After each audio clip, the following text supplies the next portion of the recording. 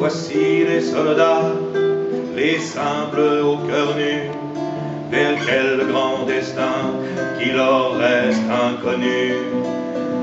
Forêt en marche où les fusils dressent leurs branches, ce qu'a donné de mieux la bonne chair de France, les bons hommes bleus, parfaits de cadres serrés, dans un cliquetis d'armes et de souliers ferrés, sans chercher à savoir s'ils en redescendront, ils montent vers l'enfer, au sans-route du front, bardés de cuir, de cartouchières, de musettes, tapettes à leur flanc terrible, la baïonnette qui scande la mesure et grince à chaque pas.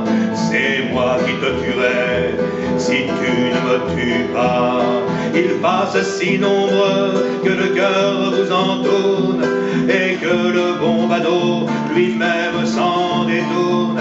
Derrière eux on respire une sueur guerrière, ou comme si la mort en rude cavalière forçait déjà la bête au galop sans espoir, nage un double volant d'étable et d'abattoir.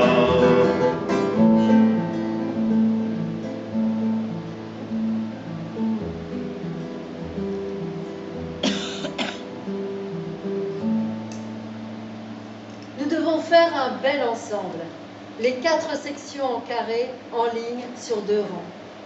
Pas 2 tenues qui se ressemblent. Sauf les derniers venus, nous avons été équipés de briques et de broc dans le désarroi du premier mois de guerre. Et depuis, on s'est arrangé comme on a pu. Il y a des capotes de toutes les teintes, de toutes les formes, de tous les âges. Celles des grands sont trop petites et celles des petits trop longues. La martingale de Fouillard lui bat minablement les fesses, et sur le large coffre du père Hamel, la capote trop étroite fait des plis circulaires, tous les boutons prêts à péter. Mais moi, c'est Sulfard que je préfère. Il est vêtu d'une capote ancien modèle, bleu foncé, avec une grande poche rapportée d'un joli bleu hussard.